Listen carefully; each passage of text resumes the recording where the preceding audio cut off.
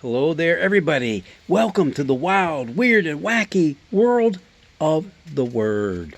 Hey, it is kind of crazy from time to time. In fact, it's kind of befuddling, especially what we look at today. I invited you earlier in the week, if you watched my videos, to join us today because we're going to see something very strange happening in Scripture.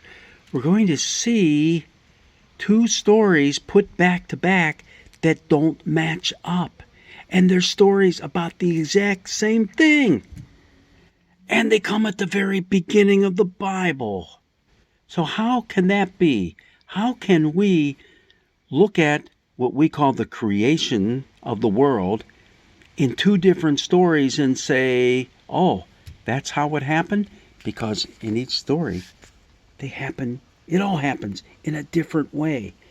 But it's as we look at those different tellings of the story that we find deeper and deeper significance to our relationship to God, to each other, and to this world. So, hey, let's get going. Biblical scholars have looked at and analyzed the literature, the literary structure of the book of Genesis, and what they recognize, not only there, but in much of the Older Testament, that there are a couple different times that the Older Testament especially, was put together. It really wasn't put down in written form totally until the time of the Babylonian captivity. While they were in captivity, and then shortly after when they returned to Israel. That's when the priests really went to town writing down the stories and writing about the prophets and this, that, and the other. Okay, got that? But we do have evidence that a lot of things were recorded much, much earlier than that. And that's what we have going on here. Chapter 1 was written down by the priests following the exile in Babylon. So you're talking the 6th century BC. And yeah, what they have written differs wildly from what was written in chapter 2, which is actually the earlier account. The earlier account, somewhere between the 9th and 10th centuries before Christ. All right? So that's quite a bit, 500 years difference right there. How do we know? Like I said, it's analyzing the literary structure and things like that. But here's one big thing that gives it away. The earlier account, which is actually chapter 2, uses the word for God, Yahweh, whereas the later account, which is chapter 1, uses Elohim. That really tells us a lot, especially as we go through the Older Testament and all the scriptures that are written there. So keep that in mind. Now, the other things that really matter for us, especially today, our first lesson for this Sunday is from the earlier account, which is in chapter 2. The big thing that we see is how we got here, how human beings got on the earth. The earlier account says that God made the man, the human being, kind of right off the bat. I mean, there was basically an earth and a bunch of mud, and he makes this mud man, right, and puts them together, breathes life into him, and boom, there he is. And then he goes on his whole spree of creating vegetation and trees that grew fruit for the man to eat and all that kind of stuff. And then he looks around and he goes, hey, wait a minute, you're all by yourself. That's not good.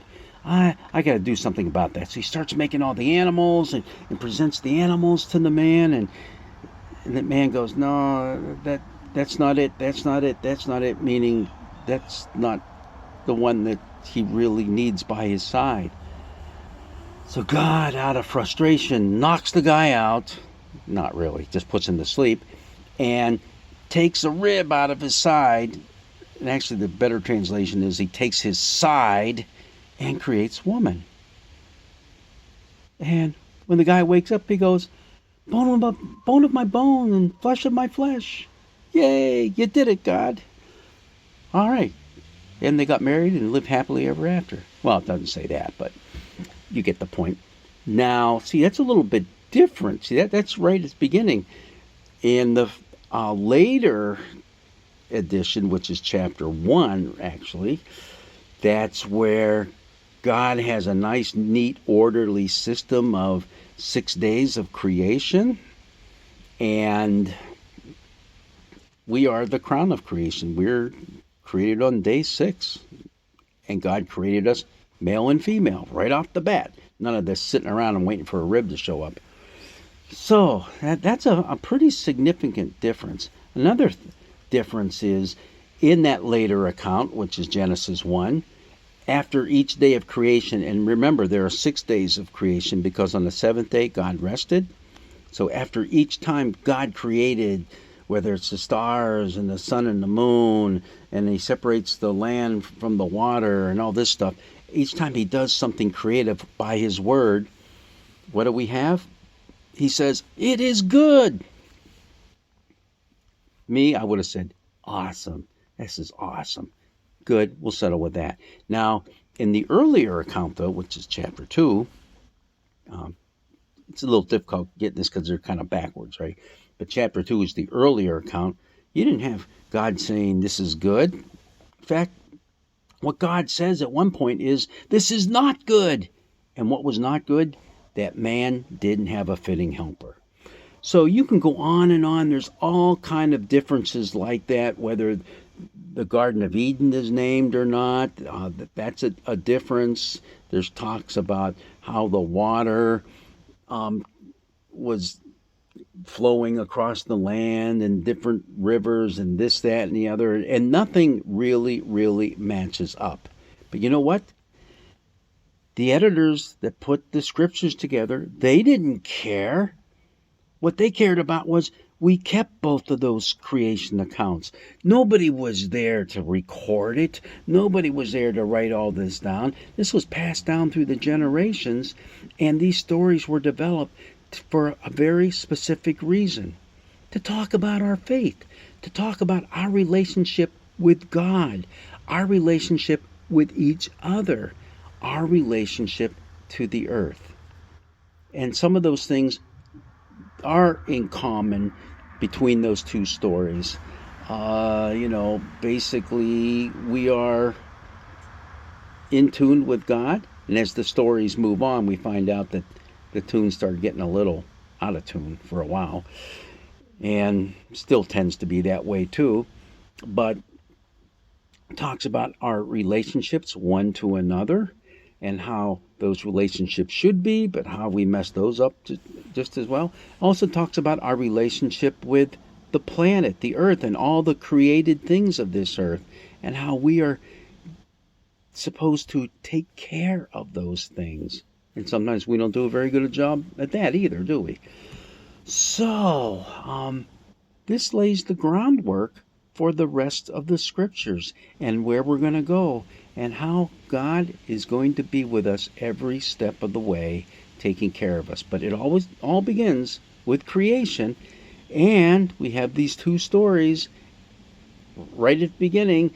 If that bothers you that they don't match, don't worry about it, because the Jewish people didn't worry about it. The Jewish people today still don't worry about it, and neither should we, because this is not a science book.